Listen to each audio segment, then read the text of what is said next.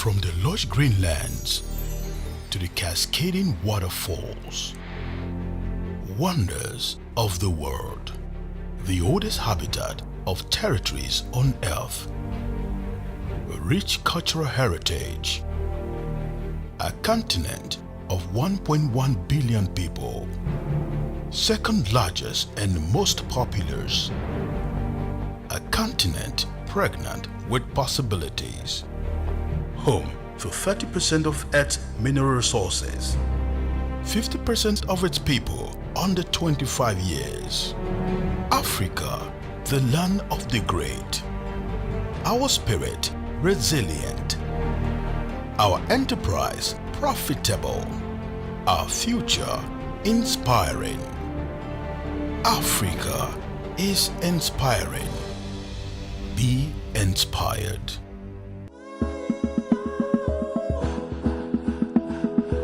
I've been invited here this morning by the Florence Ozo Foundation to discuss a topic close to my heart, which is how to establish a company.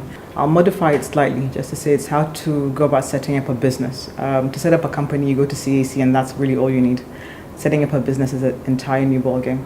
It's really not for the faint-hearted. It can be incredibly taxing, it can be incredibly difficult, but at the same time also when you really research and you get it right, it can be one of the most fulfilling and enriching experiences in your life, both professionally and personally.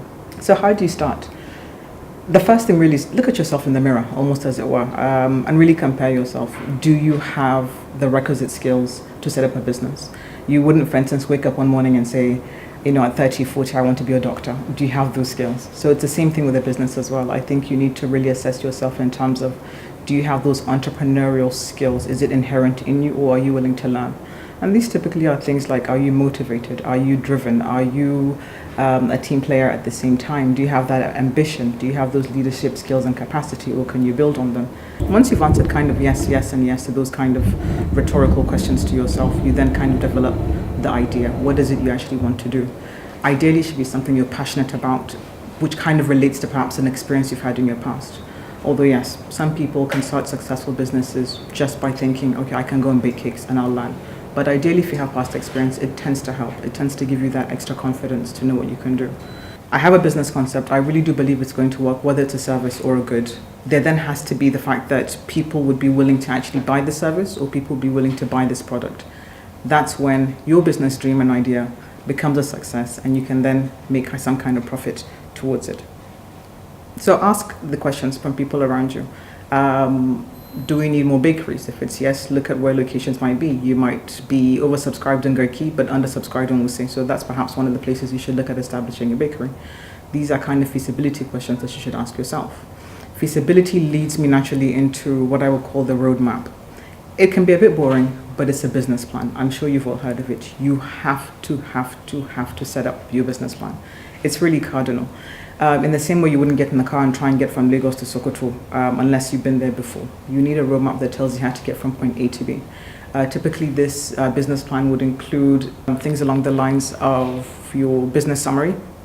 It would include things along the lines of the capacity needs. What kind of staff do you even need to do that?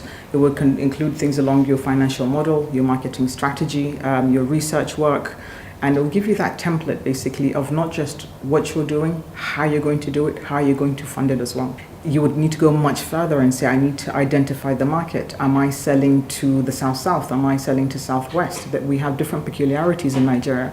A product that works in Kano, Zamfara might not necessarily work in Ebonyi, for instance, or Anambra State. So those are kind of sensitive factors that you have to look at to say, do I have that kind of coverage? Once you've identified your market, you've looked into your cost, you now have a kind of a more rounded budget. That rounded budget would be X. You now know that, okay, I need X amount of money to start up this capital. Now, if you're incredibly organized, which unfortunately I am not, then you probably have started saving money since you were 10 years old, in which case, congratulations, you're doing far better than all of us are. But if you're more like us, where you perhaps in the last 6 months or 1 year woken up and said, I want to start a business, what you should then look at is, I don't have savings, I'm now looking at venture capitalism. And there are people out there that are willing to be angel investors in your project. You can also, of course, fall back on parents, you can fall back on spouses, you can fall back on former colleagues. But essentially what it means is you are now at a point where you need to fund your dreams. You need to fund those ideas that you have. Traditional banking institutions, financial institutions still give small soft loans for businesses and small and medium enterprises.